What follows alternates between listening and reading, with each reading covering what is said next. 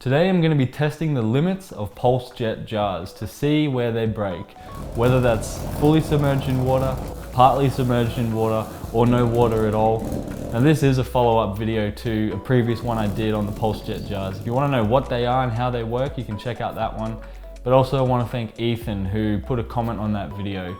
There was a jar that broke in that video and he suggested maybe why, and so I'm going to explore that today and see where they break and how they break. So that's roughly similar to the depth of water that I had last time. So I'm using the same fuel, just methylated spirits. Gonna put a little bit in here, blowing it to get some oxygen in there, light it off, and just let it go until it breaks and see if it breaks on that water line. It should, because it's colder in the water, warmer outside, different expansion rates, and the pressure point will be right on that water line.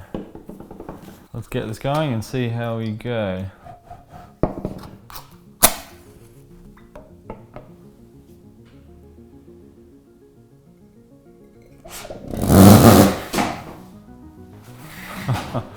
I'm wondering if I need to make the hole bigger on top. Let's try that again.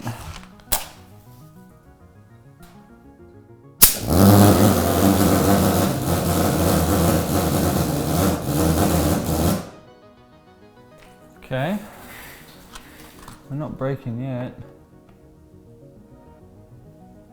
The jar's definitely warm.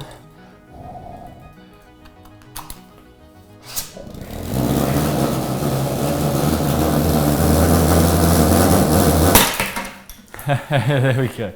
Okay. Let's just let that burn off a bit. Yeah, I mean, look, apart from the extra cracks up here, yeah, that did break on the waterline again. Very similar results to that first time I did it. So I guess that does confirm that it is just the different expansion rates, and submerging this thing in water part way is not the way to do it. It's, you're pretty much guaranteeing a breakage. Okay, the next thing I'm gonna try actually is no water. And then perhaps, I just had an idea, perhaps I could try submerging pretty much the whole thing in water, right up to the level where the lid is, just so no water gets into it. But I'll see if maybe that stops it from breaking. I don't know, just an idea. I'll see if I can give that a try, depending on how many jars I have actually. All right, here's take two. This time, no water. And just let it run as long as it goes. My hope is it doesn't break and it just keeps going. But we'll see.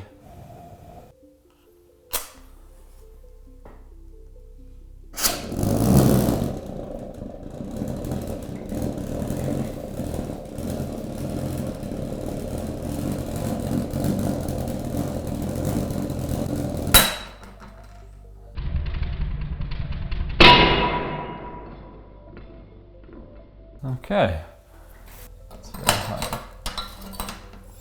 Look, arguably, that is a cleaner break than the water.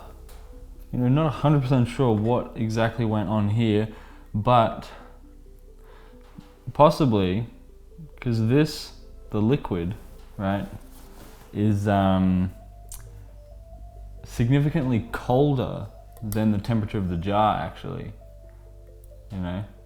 It doesn't necessarily, it's still quite hot. It doesn't necessarily seem like the interior or the exterior of the jar is hotter or colder than the other.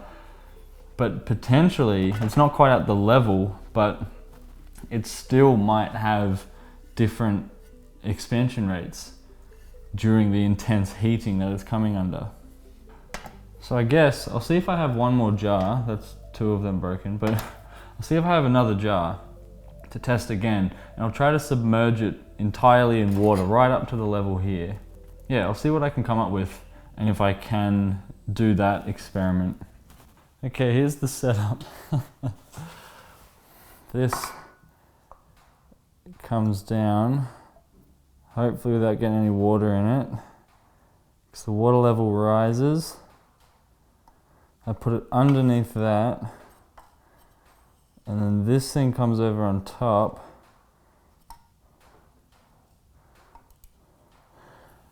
And holds it in place like that. Hopefully that's gonna work. Let's see.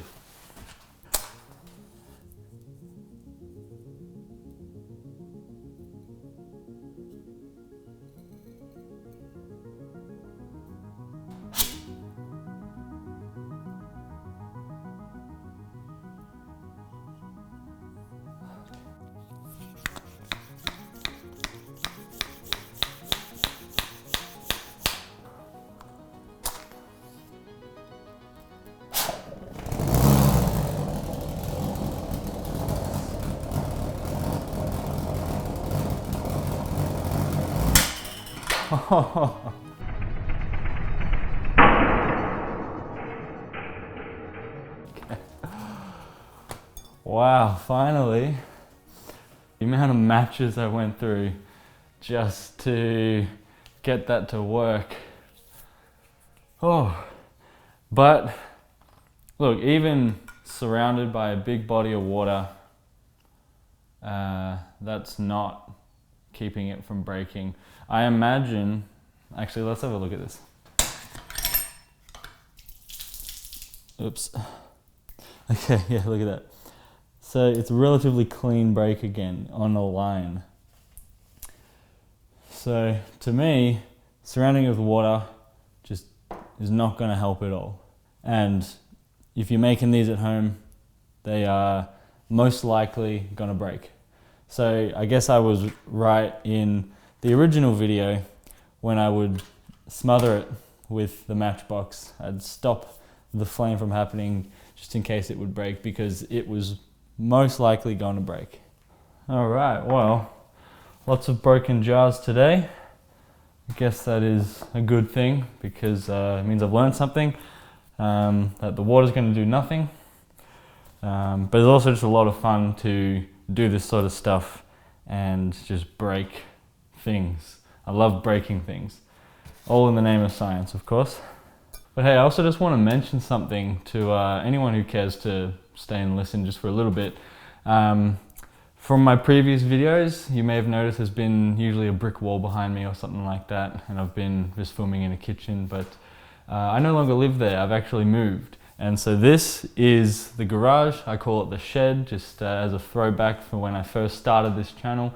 I would make all my videos in a shed, and on a similar little table to this actually, which I've rebuilt for the purposes of this being actually my shed. This is my place, so I'm stoked about that. That's why I haven't uploaded for the past month and a bit. It's because the moving process and getting things sorted, and you can see the mess behind me. Things are not yet organized. They're not really in their spot just yet, but as you may know, moving is it's a long process. Once you've moved in, you're still moving because you need to sort out stuff. But that's just a little update on what's been happening with me. So I'm stoked. This is the first video to film here in the new place. Lots more to come. I'm not sure if I'll be able to stick to a weekly schedule like I have been for this whole year. But I definitely want to be at least a week and a half, maybe a 2 weekly schedule, something like that. I want to still have frequent videos coming. So yeah, thanks for sticking around for listening to this part as well. And so yeah, if you did enjoy this video, then please give it a big thumbs up and don't forget to subscribe to see future videos like this.